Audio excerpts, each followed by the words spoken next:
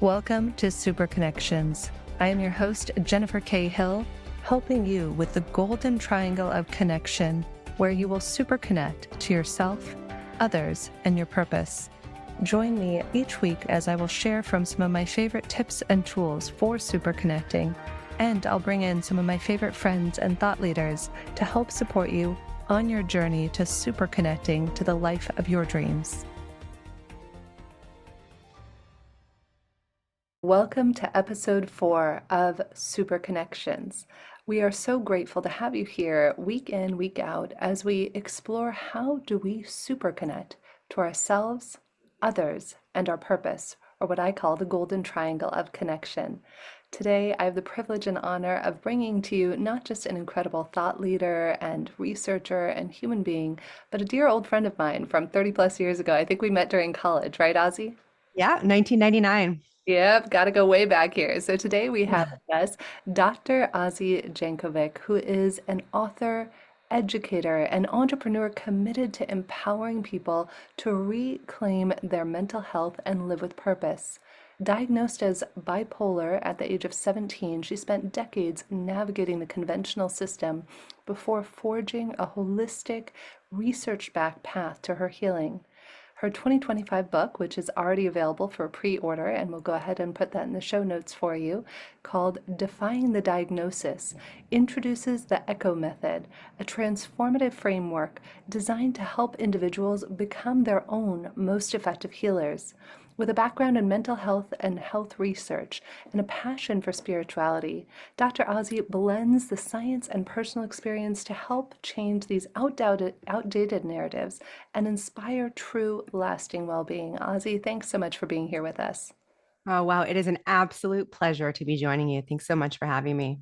Yeah, I love this. And I think it's such an important conversation. I was actually just at a breakfast meeting in Lisbon today, and we were talking about this over breakfast of this idea that so many of us go through mental hardships, and this is one of the biggest obstacles that prevents us from living our purpose. Or maybe we make a lot of money, or we think we found something we're passionate about, or maybe we think we have a lot of friends, but there's still this empty hole inside of us. And that's where the mental health piece comes in, which is why it's so important. And I wanted to bring this in for one of our first episodes. Talk to us a little bit about your own journey, Azi. I know when you and I met, I think we were both depressed and going through stuff and trying to do what you do when you're 17 Oh years my old. And gosh. you're trying to Yeah. the pain. Yep. Yeah. Yeah, absolutely. You of all people, like you understand this mental component because you're someone who's totally transformed your life. I saw it. And with the help of God over a long time, I've been able to do the same thing. But when we first met, Jen, I had just flunked out of a private university where I was attending on a leadership and academic scholarship. I flunked out because I had received a diagnosis that was really slapped on very hastily post high school. 1 week after graduation from high school, I was diagnosed bipolar, told that I had a brain disorder and I would be sick for life, Mm. need medications for life. And those medications and the treatment and the lack of true care that I received were responsible for my turning from an A student to a student in college who slept 20 up to 20 hours a day, gained 20 pounds over the course of 10 weeks, and by November was flunking out of school. I'm so sorry, Ozzy, that you went through that, and I'm so sorry for any of you listening in. God, it's gonna tear me up here a little bit. I'm so sorry for anybody who's ever been in that position where something happens and maybe you get a diagnosis, and for whatever reason, the help that you're meant to get doesn't show up in the way you need it. At the same time you were going through that, I was bulimic. I was throwing up 20 times a day, miserable, suicidal, and I think that's why you and I reconnected and refound each other 20 plus years later, is just from this shared desire to help anybody else. If you're feeling lonely, if you're feeling scared, if you're feeling like maybe you have something that's insurmountable, there is an answer, and it starts Yes. connecting to yourself. So tell us a little bit about this Yes. Oh amazing my gosh. book. Yes, there is an answer. There is an answer. I don't, when I tell the story, I don't tear up anymore. I am sheerly motivated to share what I've learned because I believe it saves lives. I've heard already that it saves lives. And you're someone who has turned your pain into purpose. And if you and I had a conversation in 1999 and said, Jen, Ozzy, can you imagine you're going to be across the world and just tell us about our lives now? I don't know if I would I have would have believed believed it. it. I wouldn't have believed it. It's really, dreams do come true. And I know that might sound like a stretch for anyone listening who's really struggling with mental health. And I want you to know that I see you. Okay. I see you because I've been someone who is suicidal. I've lost years of my life to laying in bed in an absolute black hole of brain fog, Mm. hopelessness, and depression. I've lost out on many months with my family, months of my life in mental institutions. I have, you name it. We could get into all of it if you want to, but what I want to say loud and clear right now to everyone listening is that nobody has the power to play God with your destiny. Oh, When that doctor, when no one has the power to play God with your destiny. And if you're 17 or even if you're 77 and you're sitting across from someone who has the letters doctor, the two letters MD after their name, and a white coat, and they tell you have a lifelong brain disorder and you are destined to a life of medications, I have news for you. That is extremely dangerous. Number one, because we have proof in the year 2024, actually dating back to the 60s, that patients, even with severe depression, severe bipolar, and schizophrenia, actually have better outcomes when they are not on medication long term. Okay. Now, I'm a doctor of education, and I believe that knowledge is what's going to set you free, not a pill. You may benefit from a pill short term. And I'll tell you, I still take medication, about 3% of what I was prescribed 2 years ago. However, rather than being for meds or against meds, Jen, I want everyone to take this to heart. I take a harm reduction approach. What does that mean? It means that if you're sitting across from someone, I don't care what letters they have by their name, where they went to university, and what they're telling you, if you believe what they're saying, if you believe you have a lifelong brain disorder, A, you're believing a lie, and B, you're handing your power over to someone who doesn't deserve it.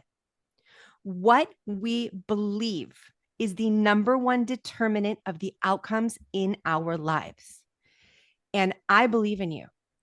And while getting a diagnosis might seem like a relief for some people, oh, I have a brain disorder. Oh, there's something, brain chemistry is off in my, something's going on inside my brain. The chemistry's off.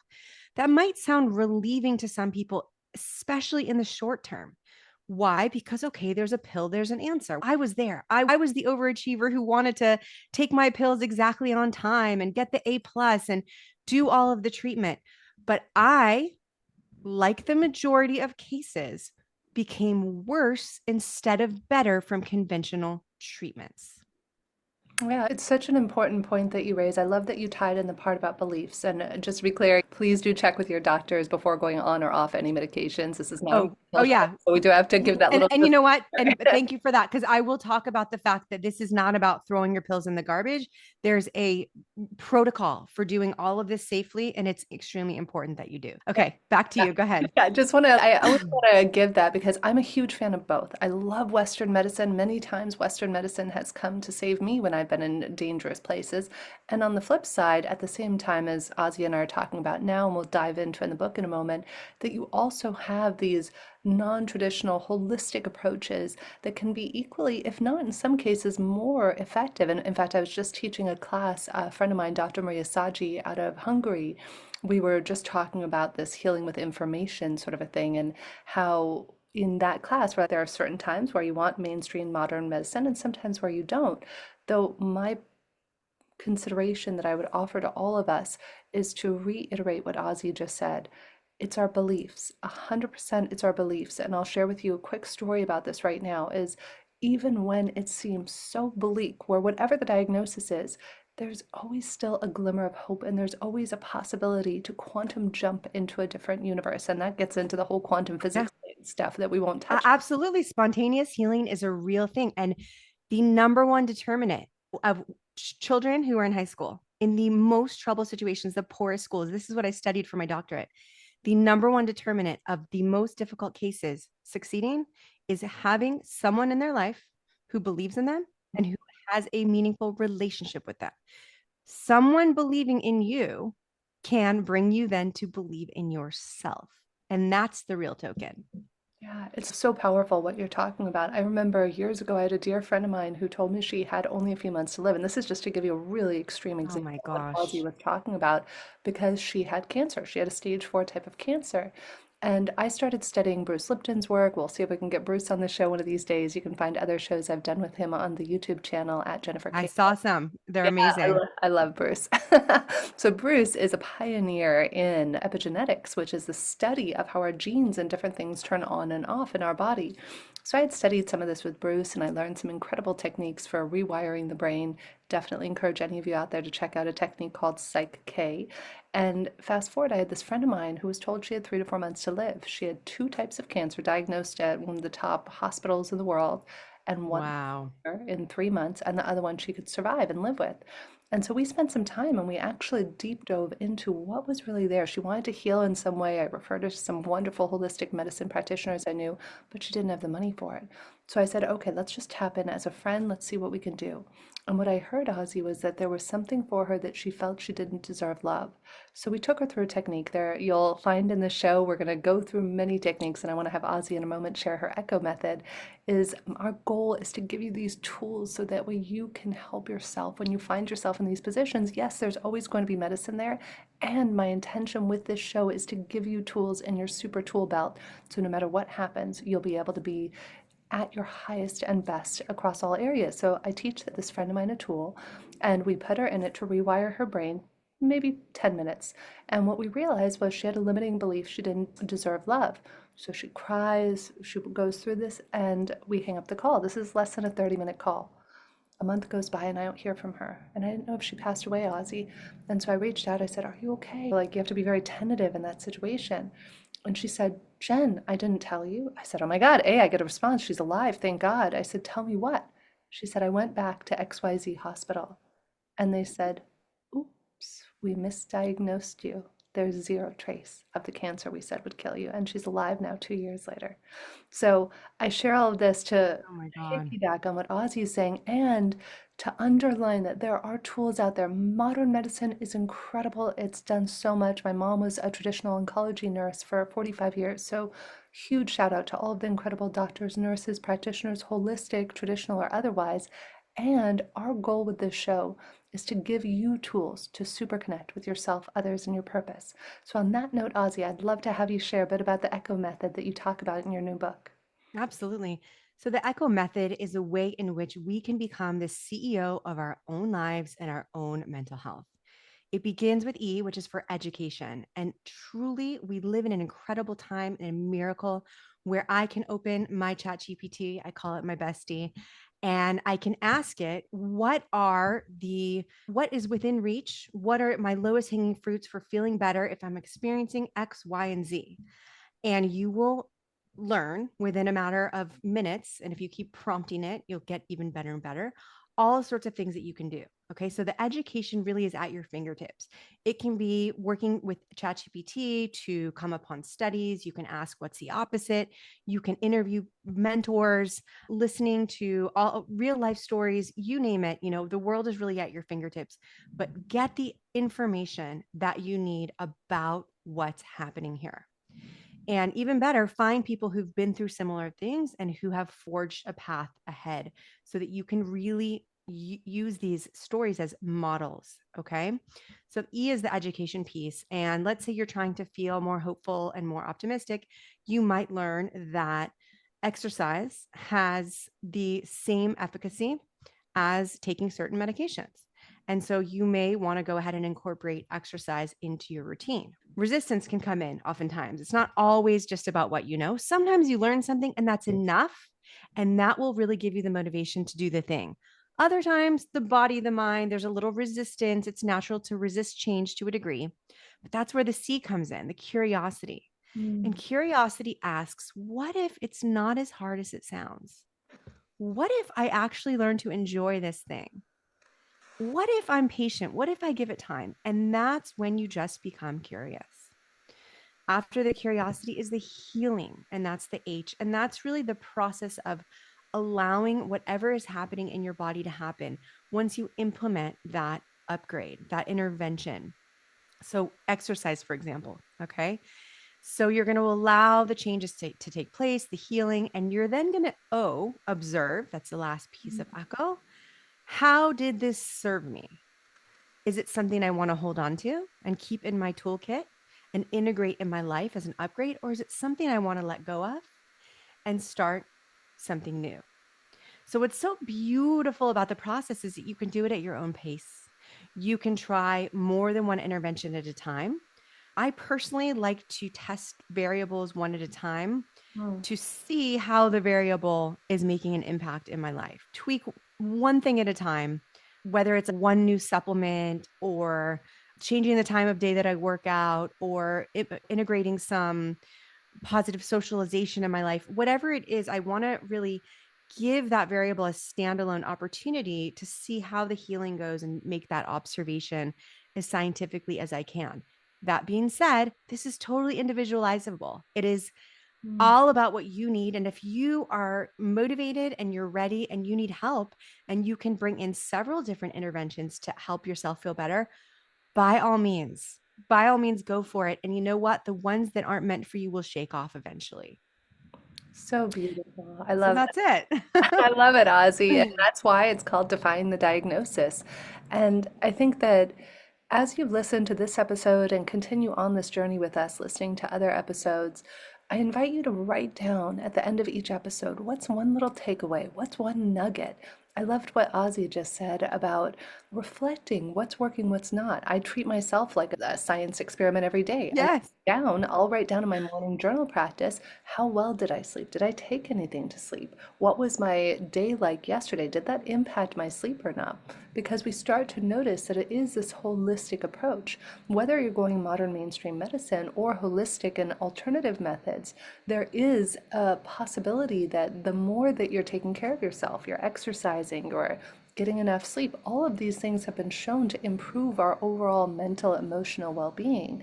And I love how you said, be your own scientist. Observe what works, what doesn't work.